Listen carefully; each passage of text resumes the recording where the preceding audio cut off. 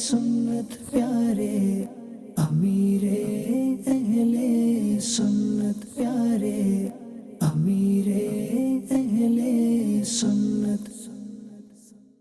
अल्हम्दुलिल्लाह रब्बिल आलमीन वस्सलातु वस्सलामु अला खातमिन नबिय्यीन अम्मा बाद फ़अऊज़ु बिल्लाहि मिनश शैतानिर रजीम बिस्मिल्लाहिर रहमानिर रहीम अस्सलातु वस्सलामु अलैका या रसूल अल्लाह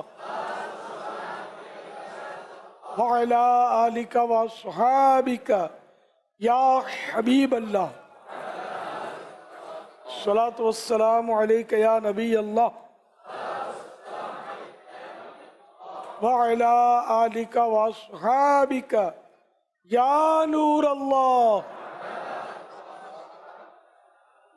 हमारे साथ अभी इस्लाम में मौजूद हैं बुज़ुर्गों का, जैसे मदनी चैनल हम इसका कहते हैं, ये हालांकि मदनी चैनल तो है लेकिन बुज़ुर्गों की ट्रांसमिशन का हमने इसको अलग अलग किया हुआ है कि इसमें बुज़ुर्गों के जो नशरियात हैं वो हम इसको ये अलग अलग तौर पर इसको लेकर चलेंगे। जैसे बच्चों का मदनी चैनल आ गया तो बड़ों को लगता है कि ये हमारे काम का शायद नहीं होगा, हालांकि उसमें वो सवालात और वो बातें होती है कि शायद बड़े बड़े बुज़ुर्गों को भी, जिनको हम बुज़ुर्ग कहते हैं, बड़ी उम्र के इस्लाम को नहीं पता होता होगा। लेकिन अब क्या बुज़ुर्गों का मदनी चैनल या मदनी चैनल में जो बुज़ुर्गों की ट्रांसमिशन है, क्या इसमें जो गैर बुज़ुर्ग होते हैं या कुछ हमारी तरह सेमी बुज़ुर्ग होते हैं, तो क्या इस तरह के जो लोग होते हैं तो उनके लिए भी क्या इसमें कुछ सीखने समझने का हमें मौका मिलेगा? दिल के बहलाने को इमरान, ये ख्याल अच्छा है, सेमी बुजुर्ग मत बने, सेमी माइनस कर दे। तो आप कहते हैं 60 साल के बाद होता है बुढ़ापा, तो मैं यूँ थोड़ा सा सेमी में चल गया था। चले नहीं, ये होता है मतलब एक तो औरत की उम्र नहीं बढ़ती, ये तो मशहूर है। बुजुर्ग भी अपने आप को बूढ़ा कहने के लिए तैयार नहीं है, नाराज हो जाते हैं यार, बूढ़ा को तो बाजू का। ये बुजुर्ग एक लॉलीपॉप है, हकीकत में तो हम लोग बुढ़े बुढ़े, मैं बोल सकता, आप नहीं बोल सकते।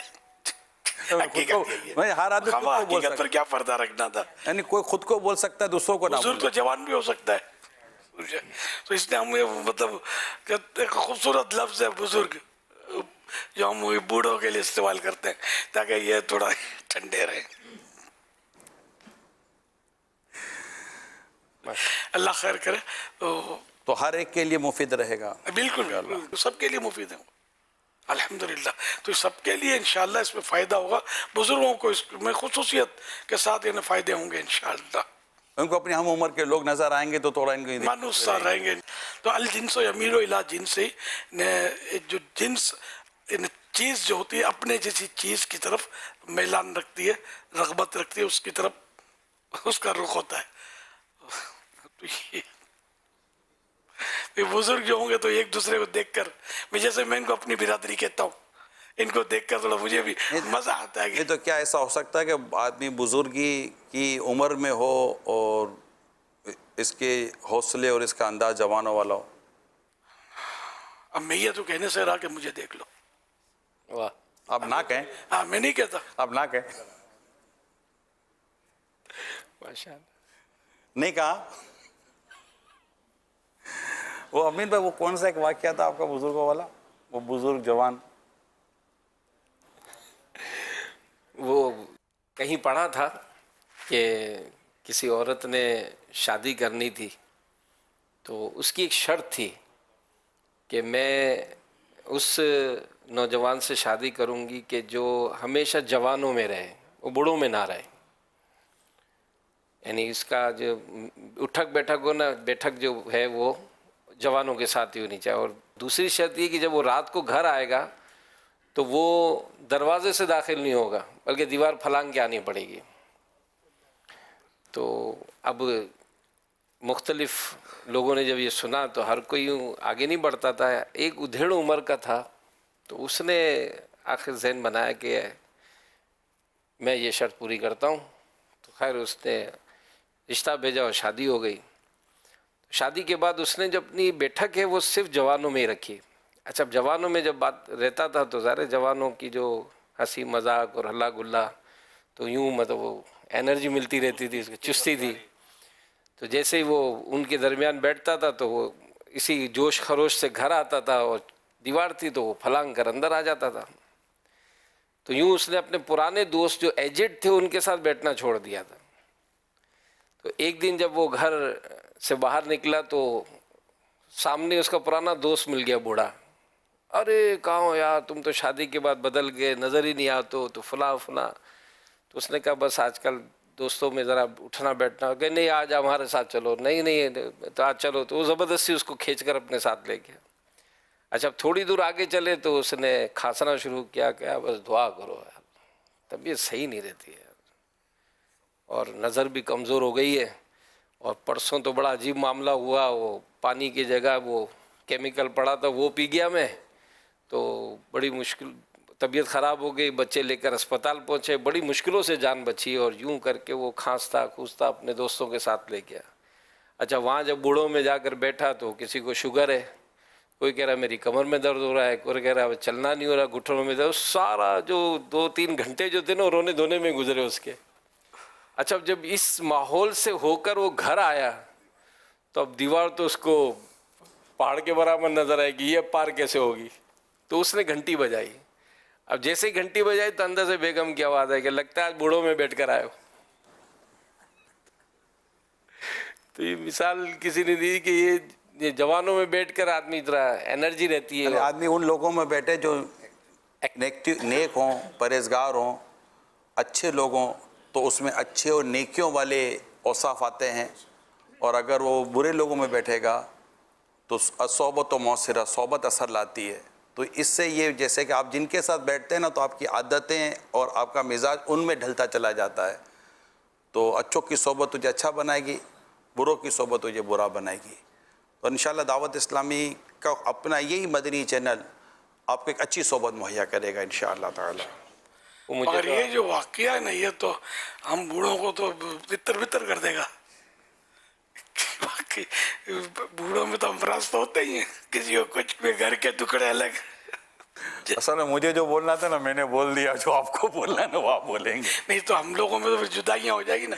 ہم جوانوں کو پکڑے, جوان ہمارے ساتھ بیٹھنے کے لیے تیار تھوڑی ہوں گے, مزہ ہی نہیں آئے گا ان کو. نہیں تو ہم بزرگوں کو یہ کہیں گے نا کہ آپ امیل سنت والی طبیعت اختیار کریں. ماشاءاللہ میرے ساتھ جوان بیٹھتے ہیں اور شوق رکھتے میں تو رہتا بھی جوانوں کے ساتھ ہوں.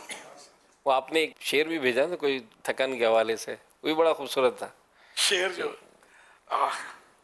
وہ ایک بڑی خوبصورت بات گزشتہ دنوں نگران شورا نے شیئر کی تھی, اور وہ بھی اظہار ہے جب تک زندہ ہیں تو اگر دینی کاموں میں ایکٹیویٹی رہے اور عبادت کی طرف ہمارا وہ جذبہ رہے تو حضور بعض اوقات ہوتا یہی ہے, آپ کی بھی بیانات میں سنا ہے کہ جس طرح ہوتا ہے نا کہ اگر ڈاکٹر صاحب سے دوائی لینے جانی ہے تو گھنٹوں وہاں کھڑے بھی رہیں گے, باتیں بھی کریں گے, لیکن یہی عبادت کی بات آتی ہے تو اپنے آپ کو بہت کمزور محسوس کرتے ہیں کہ جناب یہ یوں نہیں ہوتا ہے, یوں نہیں ہوتا ہے. اگر کوئی کاروباری حوالے سے دیکھا جائے تو بڑی ایکٹیویٹی رہتی ہے, عبادت کے معاملات میں کمزور. شعر کچھ اس طرح کا ہے, آپ تصور کیجئے گا, بلکہ تصور ہو جائے گا انشاءاللہ. انشاءاللہ.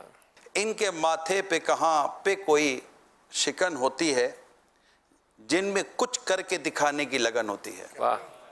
زندگی اتنی مشقت سے گزاری ہے, اب میں جو آرام سے بیٹھوں تو تھکن ہوتی ہے. کوئی تو یاد آیا ہوگا وہ. بالکل. جو ایکٹیو ہوتا ہے نا واقعی اگر اس کے پاس کام نہ ہو تو بور ہوتا ہے, وہ تھکن ہوتی ہے. تو ادھر ہمارے ساتھ ایک بزرگ ہیں, امان علی. کہاں سے ہیں, آپ کی عمر کتنی ہے؟ 1934. 1934, پاکستان بننے سے پہلے آپ کی ولادت ہوئی ہے. جی 85 years old ایج. جی. ماشاءاللہ. وہ نعت پڑھتے ہیں, یہ ماشاءاللہ. نعت سنائیے. میں جس طرف بھی دیکھوں, میں جس طرف بھی دیکھوں, آئے نظر مدینہ, میں جس طرف بھی دیکھوں, آئے نظر مدینہ, پروردگار کر دے, پروردگار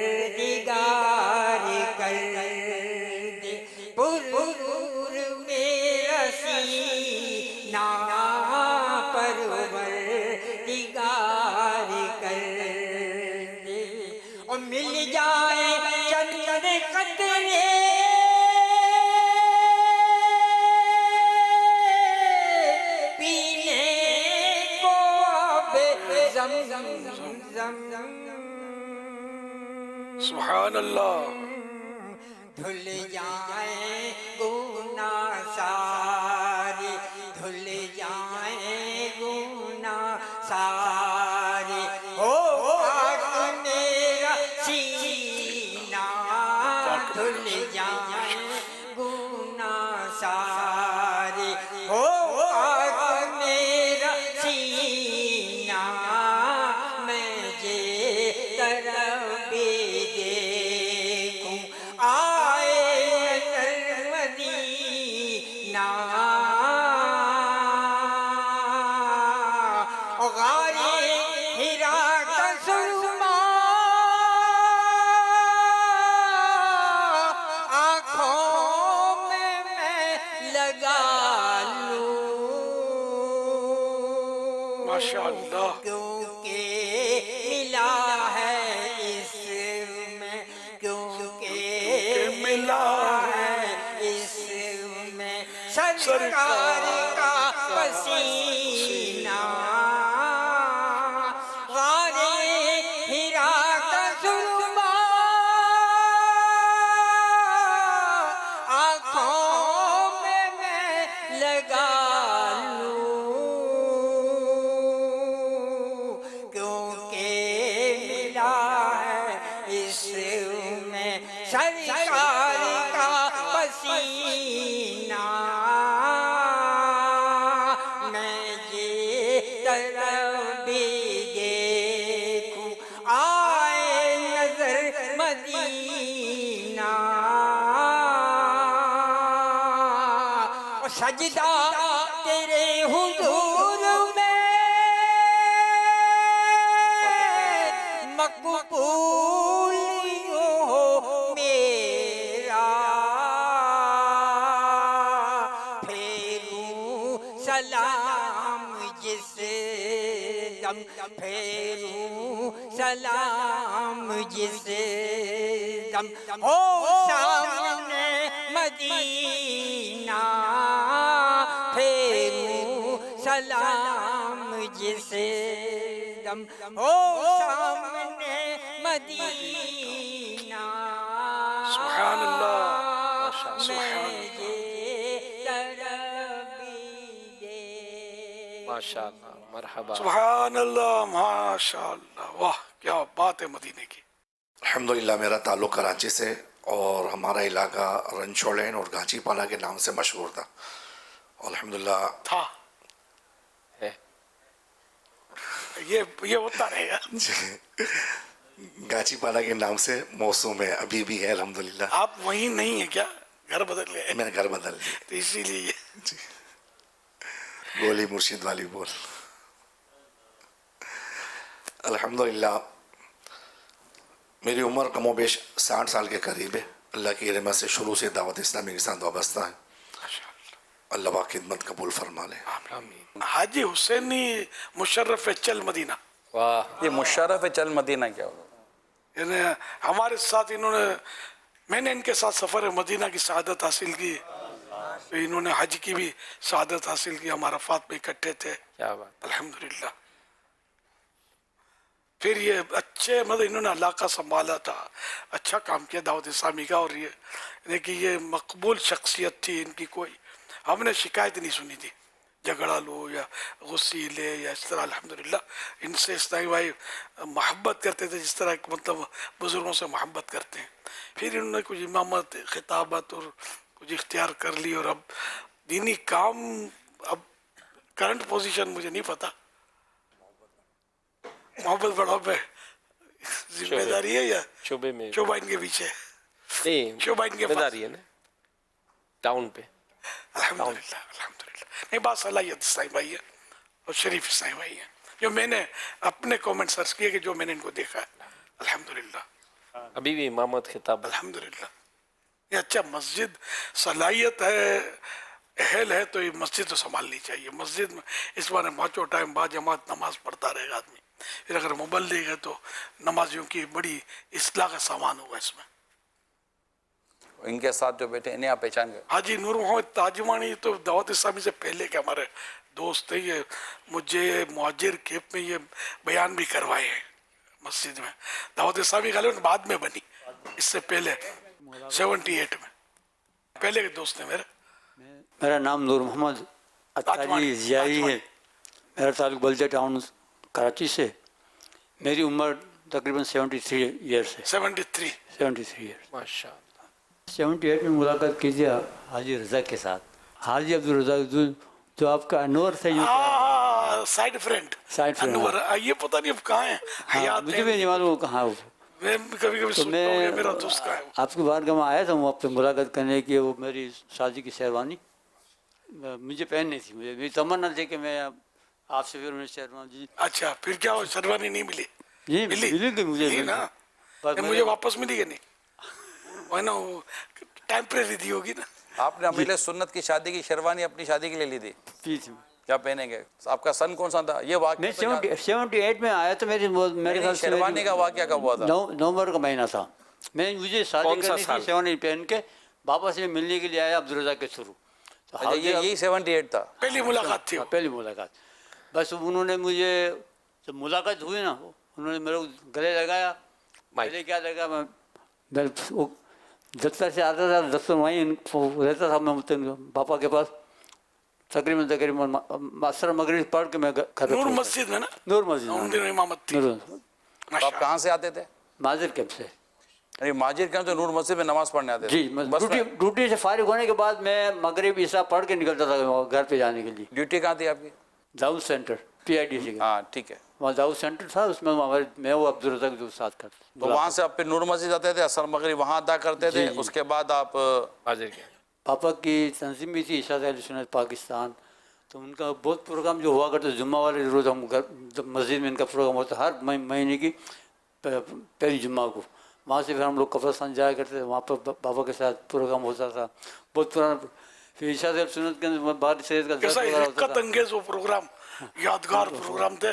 اس وقت یہ نہیں تھی یار, آپ نے اٹینڈ کیا. حاجی سلیم مونا نے 2 سال 78 79 میں ایسا کبھی ان کے ساتھ کیا پاپا کے ساتھ نور مسجد. نور مسجد. نور محمد ان نور مسجد. کیا بات. اللہ اللہ. چلے ماشاء اللہ, پرانی یادیں. ماشاء اللہ امیر علیہ سنت کے سامنے میرا خیال ہے کئی سالوں کے بعد, کتنے سالوں زمانہ ہو گیا. 2011 میں آیا تو والدہ کا انتقال ہوا تو آپ کو اطلاع کرنے کے لیے سمجھ ملاقات ہوئی تھی. بس اس کے بعد اب 13 سال ہو گئے. 13 سال. تو خیر وہ تو ایک ہی ملاقات تھی, اس سے پہلے ہم چونکہ ساتھ رہے ہیں نا. تقریباً 3 سال تک میرے خیال سے ماضر کے 12 ربیع الاول کا مہینے کا آتا تھا, اس میں آپ کو میں الحمدللہ 3 سال تک مسلسل باپا ہمارے بلدیہ ٹاؤن میں جلوس نکلتا تھا 12 ربیع الاول. جلوس میں شریک ہوتا تھا میں. اچھا مہاجر کیمپ میں یعنی کہ سعید آباد انٹر ان کے ذریعے ہوا ہوں. اچھا میرے انہوں نے دعوت اسلامی سے پہلے بیان رکھوائے تھے. جی بہت. ہاں پہلے بیان تو کرتا تھا نا. پر ملاقات میرے عبدالرزاق سے ہوئی نا, باپا نے گلے ملے, دل جیتا, پھر میں وہیں ڈیوٹی سے آ کے دل دے دیا. گھر جاتے تھے دل چھوڑ جاتے تھے. الحمدللہ ملن ساری کی تو میری پرانی عادت تھی. یہ سب بزرگوں کو یہ اس چیز کو اپنانا ہے. اگر آپ کو گھر کا ماحول بھی اچھا بن جائے گا, اس طرح سب کو مسکرا کر بات کرو گے, جھاڑو گے نہیں, ڈانٹو گے نہیں.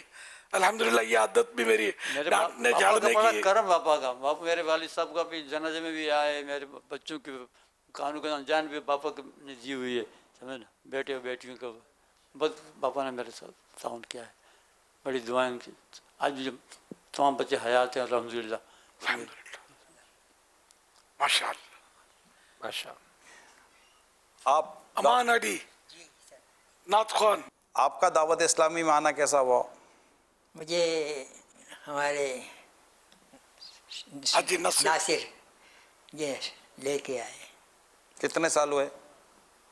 یہ یہاں تو پہلی مرتبہ ہے, اور تقریباً آج سے 5-6 سال پہلے ایک شادی ہوئی تھی, نکاح یہاں ہوا تھا, ان کے ساتھ آئے تھے, ہمارے رشتے دار تھے. اچھا. اور ایک محفل وہاں ہوئی ہے پٹھان کالونی میں, نئی کراچی کے اندر, بزرگوں کی. وہاں بھی میں نے نعت پڑھی, مسجد خطید الکبریٰ, اس مسجد میں. ماشاء اللہ ام المومنین. ماشاء اللہ ماشاء اللہ ماشاء اللہ. آج اللہ تعالیٰ نے حضرت کے سامنے اور آپ کے سامنے اجازت دے دی پروردگار نے. یہ بھی بہت بڑا کرم ہے اس مالک کا، احسان ہے کہ آپ حضرات کی خدمت میں ہم غلام حاضر ہیں. کتابوں پہ نہیں رکھتے، کیا مطلب؟ مائک کتابوں میں نہیں رکھتے، کتابوں پر کوئی چیز بھی نہیں رکھی جائے. دینی کتابیں، نعت شریف کتابیں. گھر میں بھی جو جو بعض اوقات گھر میں جو کوئی کتاب قلم بھی نہیں. ان کی ترتیب یہ کہ سب سے اوپر قرآن کریم رکھا جائے، اس کے نیچے تفسیر، اس کے نیچے حدیث پاک کی کتاب، پھر اس کے نیچے مزید دیگر دینی کتابیں. یوں ترتیب ہے اس کی. سب سے پہلے قرآن شریف. قرآن کریم جس الماری میں ہو اس کے اوپر بھی کوئی کپڑا یا کوئی چیز نہ رکھی جائے. یعنی ہمارے یہاں تو شیلف بنے ہوئے ہوتے ہیں نا، جی ہاں، جو بک شیلف بنے ہوئے ہوتے ہیں، تو اوپر کا ایک شیلف ہے، نیچے کا ایک شیلف ہے، یہ سارے بنے ہوتے ہیں. تو اس میں بھی یہی ترتیب ہے کہ سب سے اوپر کا جو شیلف قرآن کریم ہو، قرآن کریم. تفسیر قرآن. اب قرآن کریم تو ایک نسخہ ہوتا ہے نا، ہاں. تو اب دوسری جیسے تفسیرات بھی اب تو اندر چھڑے کے اس کے ساتھ آگے رکھنے میں، اور پھر نیچے حدیث پاک، تو اس کی شروحات یوں مطلب کر لی جائیں. پھر نیچے تصوف کی کتب، احیاء العلوم وغیرہ اور جو بھی ہیں اس طرح کی کتابیں، حکایتوں کی کتابیں، فقہ کی کتاب. مسئلے کی کتابیں، بہار شریعت وغیرہ. تو یہ فتح رضویہ شریف، یہ حدیث پاک کی جو کتابیں اس کے بعد رکھی جائیں. یہ ترتیب ہے، آداب ہے اس طرح کتابوں کے. اب کتابوں پر ہمارے یہاں قلم رکھ دیں گے تو کچھ نہ کچھ چیزیں رکھ دیتے ہیں، مطلب آزمائش ہوتی ہے. مطلب میرے خود یہاں بھی اب بچے اور یہ مطلب ہوتے ہیں نا، کچھ نہ کچھ یہ رکھ دیں کتابوں پر، ہٹاتے رہو. تو کوئی چیز پر کتاب پر نہ رکھی جائے. دینی کتاب کا جتنا ادب کریں گے باادب بانصیب. دینی کتاب بعض اوقات زمینوں پہ رکھی رہ جاتی ہیں، زمین پر بھی نہ رکھی جائے. تو جیسے آپ نے کتابوں کے بارے میں کہا نا، کتاب پر کوئی چیز نہ رکھی جائے، تو عموماً بعض لوگ ہوتے ہیں کہ کسی سے کتاب لینے کے لیے جاتے ہیں نا کہ یار کتاب پڑھنے کے لیے دیجیے. تو ایک نوجوان ایک شخص کے پاس آیا اور کہنے کہ وہ لاسٹ ٹائم کتاب لے کر گیا تھا تو میں نے آپ کو واپس کر دی تھی. کہا جی جی آپ نے واپس کر دی. وہ دوسری کتاب چاہیے تھی اگر پڑھنے کے لیے مل جائے تو کہا وہ بھی لے لیجئے. تو وہ کتاب لائبریری میں گئے اور اپنی وہ جو ان کو کتاب چاہیے تھی وہ کتاب لے کر آئے، اور کتاب انہوں نے یوں لا کر دی، یہ پلیٹ سمیت کتاب دی. کہ حضور پلیٹ کی حاجت نہیں ہے، آپ صرف مجھے کتاب چاہیے تھی. کہا نہیں نہیں آپ پلیٹ لے کے جائیے. کہا نہیں تو پلیٹ نہیں چاہیے، آپ صرف کتاب دے دیں. کہا آپ پلیٹ لے کے جائیں. اصل میں کیا تھا کہ وہ پچھلی دفعہ جو آپ کو میں نے کتاب دی تھی نا، تو کتاب کے اندر جو نا وہ چائے کا پیالے کا نشان تھا. تو میں نے کہا پیالی کے چائے کے کتاب کے ساتھ ساتھ آپ کو یہ پلیٹ بھی دے دوں کہ آئندہ چائے کا پیالہ جو ہے نا وہ پلیٹ پہ رکھیے گا، کتاب کے اندر مت رکھیے گا. ماشاء اللہ، سبحان اللہ. جیسے ایک ٹرے میں رکھ کر بھی بعض تحائف پیش کیے جاتے ہیں، تو اس میں یہ ایک احتراماً یا اور فیک تو خالی وہ تحفہ لینا ہوتا ہے، ٹرے واپس ہوتی ہے، وہ رکھ لینی نہیں ہوتی.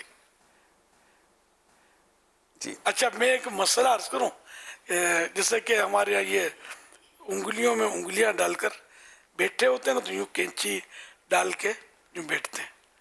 تو اس کا مسئلہ یہ کہ اگر نماز میں یا توابع نماز، جو کام نماز کے تابع ہوتے ہیں، نماز کے ساتھ ریلیٹڈ ہوتے ہیں، ان میں اگر اس طرح انگلیاں ڈالیں گے تو یہ ایسا کرنا یا نماز کے انتظار میں بیٹھے ہوئے تو یہ مکروہ تحریمی ہے. نماز میں، نماز کے انتظار میں، مسجد آتے آتے نماز کے لیے جب کہ آ رہا ہے، تو اس طرح جو بھی نماز کے تابع جو کام ہے تو ان میں بھی یہ انگلیوں کی کینچی بنانا اس کو بولتے ہیں. تو یہ کینچی بنانا یہ ناجائز و گناہ ہے. اچھا، اور اس کے علاوہ کہ نماز میں بھی گناہ، نماز کے انتظار وغیرہ میں بیٹھا ہے تب بھی گناہ، اور اس کے علاوہ عام حالات میں جیسے ابھی بیٹھے ہوئے تو یہ گناہ نہیں ہے، لیکن اب بھی کینچی لگانا یہ مکروہ تنزیہی یعنی ناپسندیدہ ہے. اور اگر کوئی ضرورت ہے جیسے وزن اٹھانا ہے یا کوئی مطلب اس کی ضرورت ہے کینچی لگانے کی، تو مطلب وہ مکروہ تنزیہی بھی نہیں ہے، مباح ہے، جائز ہے۔ مکروہ تنزیہی بھی جائز ہوتا ہے لیکن وہ اچھا نہیں ہوتا، تو اب وہ بھی یعنی کہ بالکل یعنی وہ فارغ ہو گیا، ضرورت ہے تو کر لی۔ یہی مسئلہ انگلیاں چٹکانے کا ہے، کرتے ہیں نا، سیم اس کے بھی یہی مسائل ہیں۔ تو اب جیسے ابھی ہم بیٹھے ہوئے یوں کر کے بیٹھیں گے تو کل نماز کے انتظار میں بیٹھیں گے تو بھی یوں بیٹھے رہیں گے، تو یہ عادت ہی نکال دی جائے، یاد آ جائے تو پھر یوں کر لیا کریں۔ اس کے بدلے ایک متبادل صورت ہے، یوں کرنا ضروری نہیں ہے، وہ کرنا ہے پھر یوں کر سکتے ہیں، اندر میں نہیں۔ یہ عام مسئلہ، یہ بہت لوگ کر رہے ہوتے ہیں۔ اب بھی میں نے دیکھا، اس لیے میں نے پردہ رکھتے ہوئے کہ کسی کو بولوں گا آپ یوں کر رہے، اس کو میں نے کہا جنرلی مسئلہ ہی عرض کر دوں۔ یہ وضاحت جو کی امیر سنت نے، رسول اکرم نور مجسم صلی اللہ علیہ وسلم کی ادا یاد آ گئی۔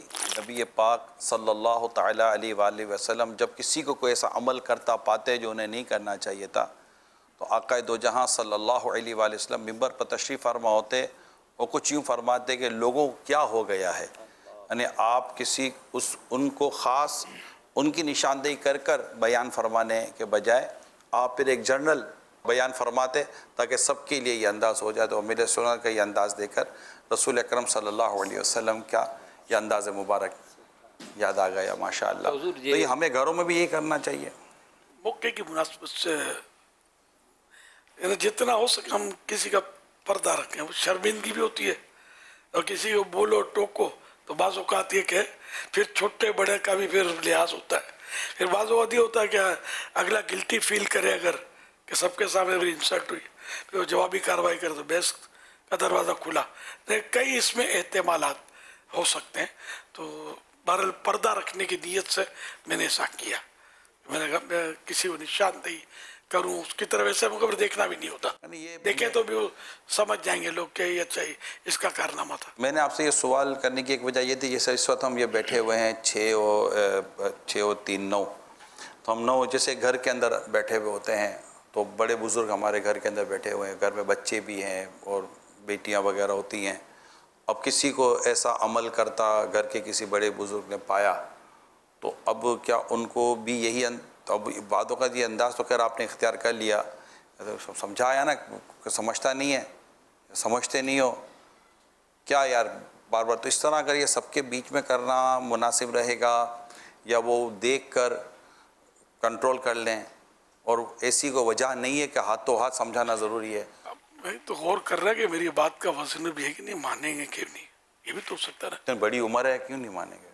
اس میں رسک تو ہوتا ہے، چھوٹے کی بات بعض اوقات سمجھ میں نہیں آتی، بڑے کی پھر اور دوسرے کہ ماحول، اب یہاں تو الحمدللہ ایک ماحول بنا ہوا ہے، گھروں میں ماحول کتنا ہے۔ اب میں سب سمجھتا ہوں سیاح مت بن، تو مجھے سمجھا رہا ہے، چالاکی مت کر، چپکا بیٹھا رہا، میں تجھ سے زیادہ جانتا ہوں، اب کیا منہ ہے؟ یہ جواب ملا تو یہ بھی تو امکان تو رہے گا۔ پھر آپ نے مثال بھی بزرگوں کی دی ہے، تو بزرگ سمجھائے، میں یہ کہہ رہا ہوں۔ تو اس لیے وہ جہاں اپنا وزن ہو کہ یہ مانیں گے سمجھیں گے، اب الٹا مطلب بات کا بتنگڑ بڑھے گا اور فاصلے بڑھیں گے، دل آزاریوں کا کوئی سلسلہ نکلے گا، تو وہاں آدمی خاموش ہے اور کیا کرے۔ اے امیر اہل سنت پیارے